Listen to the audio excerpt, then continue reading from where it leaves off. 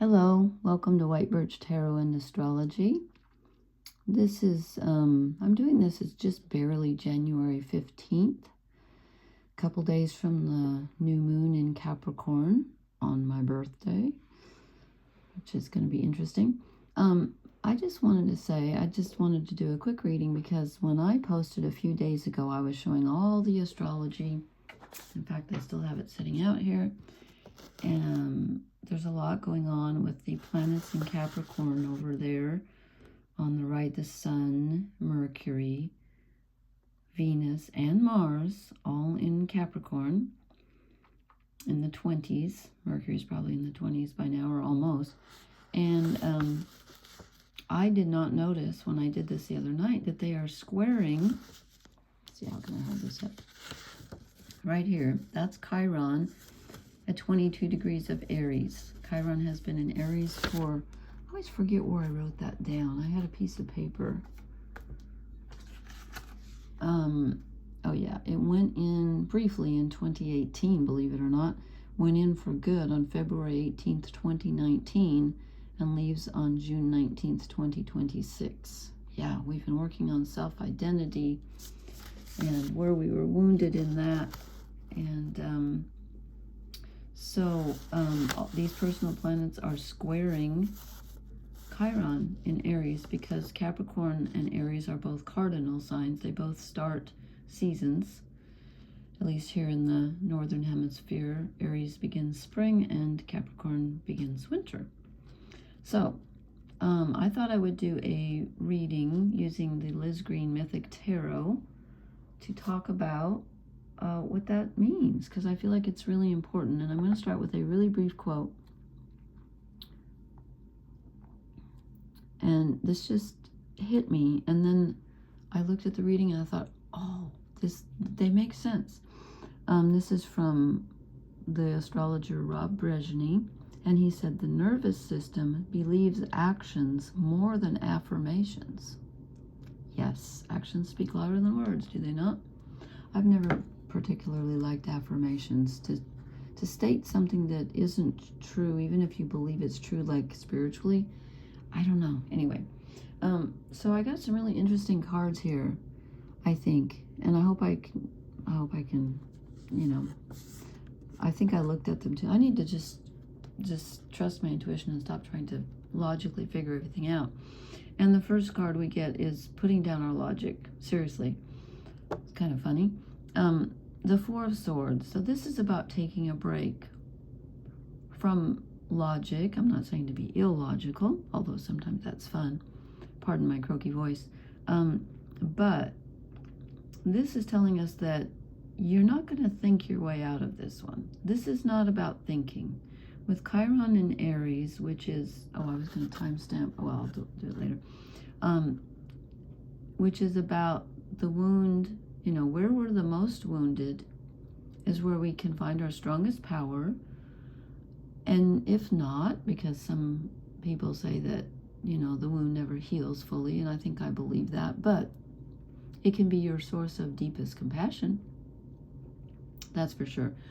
So we have Chiron in Aries, the wounded healers in Aries, the beginning of the zodiac, our self-identity, and then all those planets, all the personal planets in Capricorn. And I thought, you know, Capricorn is father energy. It's the masculine. They're both masculine. No, I'm sorry. Capricorn's weird. It's the sign of the father and structure, and it's ruled by Saturn, but it's a feminine sign. Really interesting. And you know, I was thinking about Capricorn earlier, and I thought, you know, it's really tricky because the tarot card associated with Capricorn is the devil. And it's like, how do you find the positive side of the devil card when it represents being stuck in emotional patterns and, you know. And then I thought to myself, okay, wait a minute though. What if you think about the devil as Pan?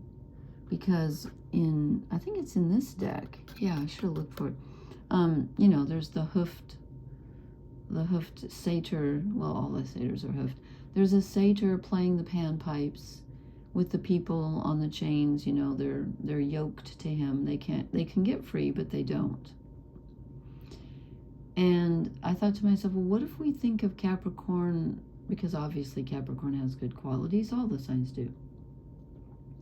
What if we think of, instead of the devil, what if we think of it as the, who do you call him? The consort of the goddess, the horned god of the woods. My favorite mythological figure. I don't know why. I love satyrs. I just love them. And, you know, he's the creative energy that comes in. So the goddess is the receptacle, not to say that feminine energy is only receptive, because of course it isn't just an empty receptacle, although certain political parties would have you believe that. Okay, we won't go there. But I'm going down a rabbit hole here. But anyway, there's a balance between the masculine and the feminine. And I remember Liz Green, who came up with these cards. She wasn't the artist, but she's the source. She's an astrologer and a psychologist. Anyway, she said that she thought that, no, I'm getting off track here. I forgot where I was going with this, actually. What did she say about Pan? And, well, it'll come back to me. I'm sorry. I'm so tired this week. It's not even funny. Okay, I need to stick to the topic here. But it was something about Pan and the feminine. Well, she said Dionysus, who is the equivalent of Pan, is like a, what do you call it? I can't think of the word. When you're a hermaphrodite, I believe. I think she said that. Anyway, okay, sorry, I went down a rabbit hole there. Okay, the point is, and I don't know how to edit, so I apologize. Anyway, this is not about thinking. We don't think our way. If you're feeling uncomfortable right now or challenged, you're not going to think your way out of it. And I forgot to turn up the brightness on my screen again. Dang.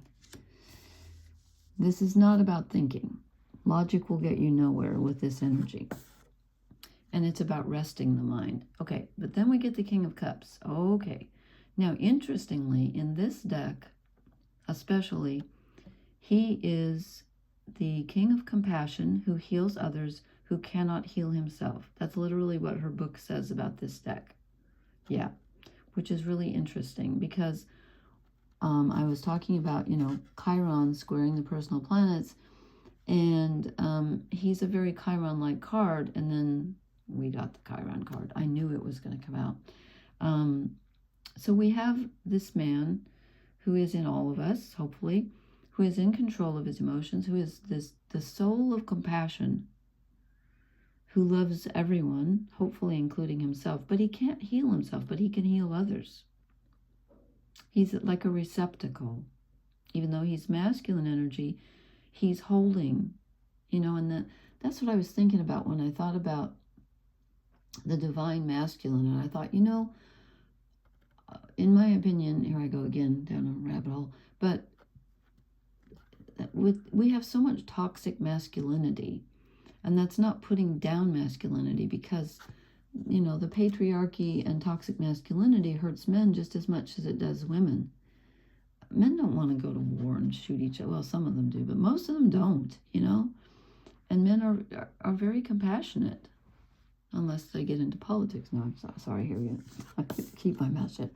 Anyway, I was thinking about that, and I thought, you know, this is about the sensitive masculine, which is creative and dynamic and wants to help, but which is also sensitive and kind and receptive. So there's a balance there.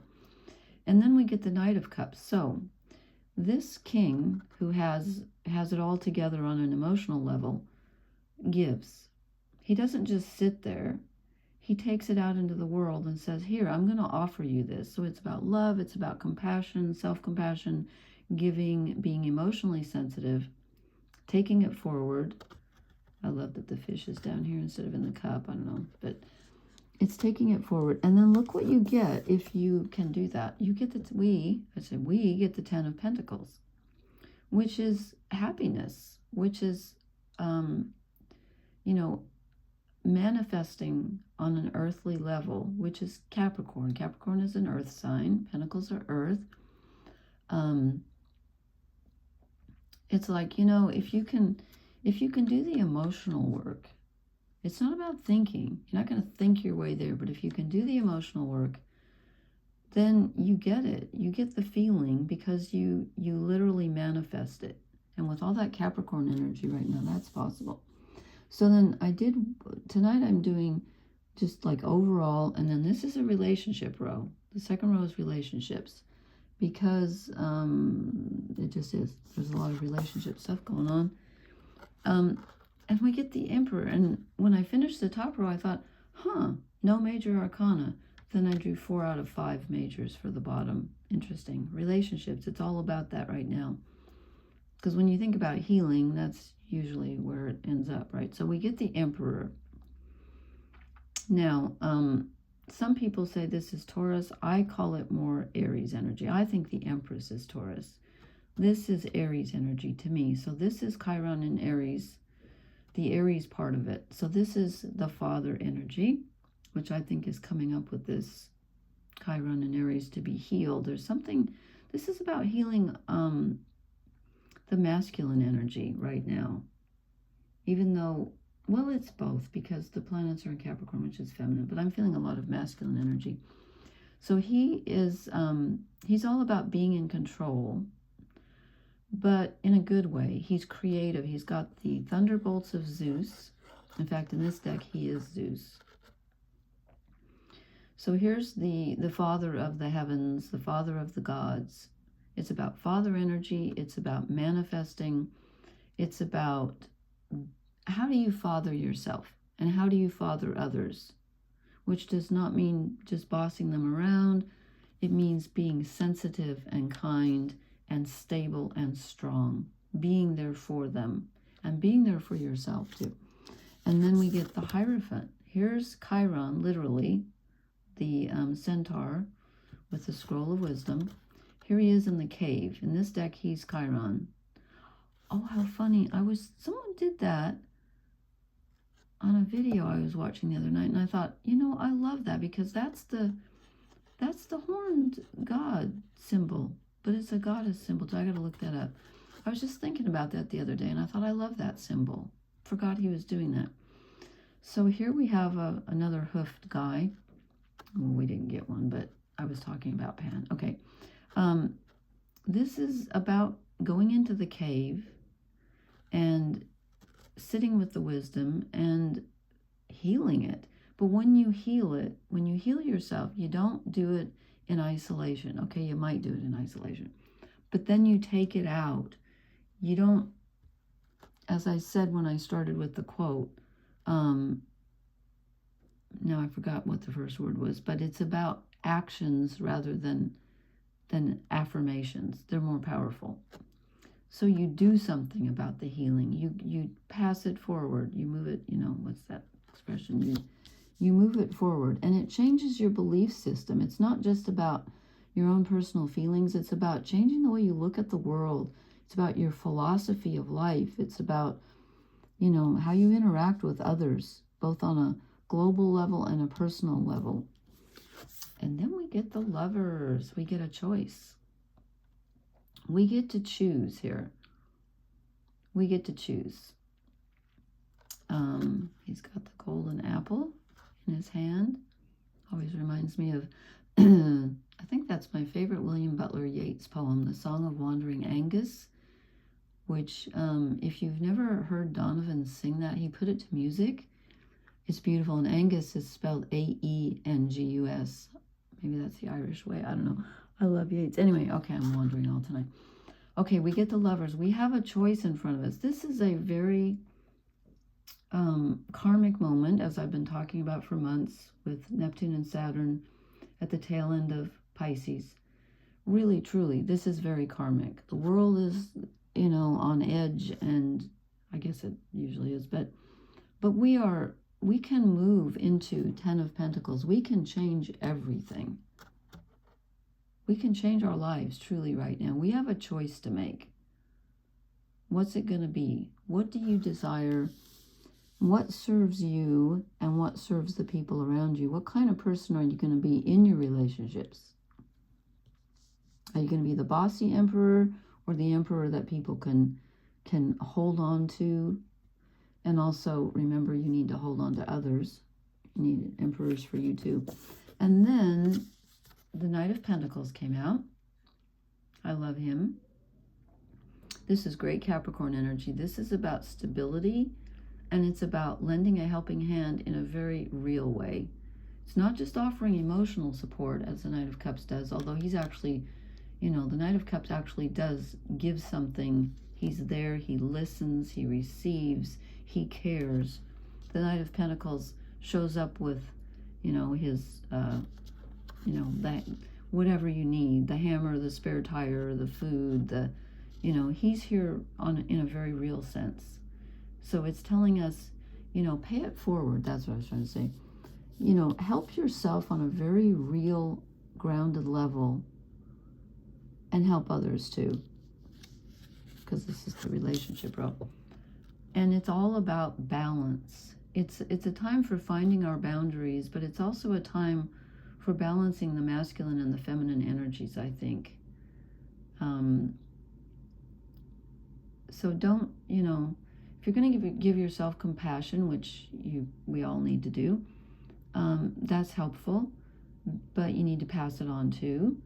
And if you're going to help others, you need to help yourself. Can't pour from an empty cup. And this is, I think in this deck, she's Iris, the rainbow, the goddess of the rainbow. So it's about harmony and balance in our relationships. Keep them balanced. And then I drew these. I looked at them and I thought, so is she? I was just a little bit at the end. I thought I just kind of wanted to sum it up. I wasn't going to draw an oracle card, and then I did. And it's so funny because I was trying to clarify the balance, and I got to be fair. So, yeah, it's like, how many times do I have to tell you, Lori? We have a choice. We have, and I feel like in a way this Lovers one is about choosing the both and rather than the either or. But I'm going to just briefly read you. Oops. This card came out and just fell down. I'm just going to show it. It's probably just stuck to the paper here, but it says Unfinished Symphony. Okay. To be fair, we know what that means, I think. Balance, justice, a need to consider options. There's the Lovers. Mutual benefit, the law of cause and effect. Yes, that's karma. That's the end of this cycle here. Life offers experiences that are challenging and experiences that are nourishing, yet over time, they strike a balance. You move from being, from stasis to doing, from discovering to loving, to letting go, to being again. Life is a pendulum swinging between all of these states. Okay, you reap what you sow. For every cause there is an effect. Wondrous things will be revealed now. That's the Ten of Cups. I think that's true. I feel it coming. And under the relationship message, it says, can you find a way to achieve fairness right now? This is a time for listening as well as speaking, for understanding as well as asking to be understood. So, you may have experienced, we had the disruption last time, the Uranus energy coming in. It felt like a glitch in communication. This might be mending that. There is much to be learned, and you will learn it if you remain open and objective, weighing options and considering all sides. And in a sense, the Four of Swords is about that, because it's not choosing one. This is a very balanced mandala here in front of her, made out of swords. Fours are always balanced. Anything we're missing here? Let's see. Your heart wants to connect with others, so allow for a balanced exchange of ideas and actions. The best kind of relationship is one in which there is mutual benefit and each party feels heard, valued, and respected. Be fair to all. Yeah. Okay, which means, of course, be fair to yourself as well. And of course, and I don't want to get off on politics, but I wish I could funnel that message to those in power. I wish I could do that. But it's telling us to do that. And it's more important right now than ever especially when you see things around you that don't feel that way. The way to counter that is for you to be what you want others to be. What else can we do? We can't go to that level, to their level. You've got to, you know, stick to your principles. Stick to what you know is true. Okay. Anyway, I will talk to you later. I will post for the new moon, hopefully. And please hit the like, share, and subscribe buttons. And please leave me a comment. I love to read them. And I'll talk to you later. Blessings. Good night.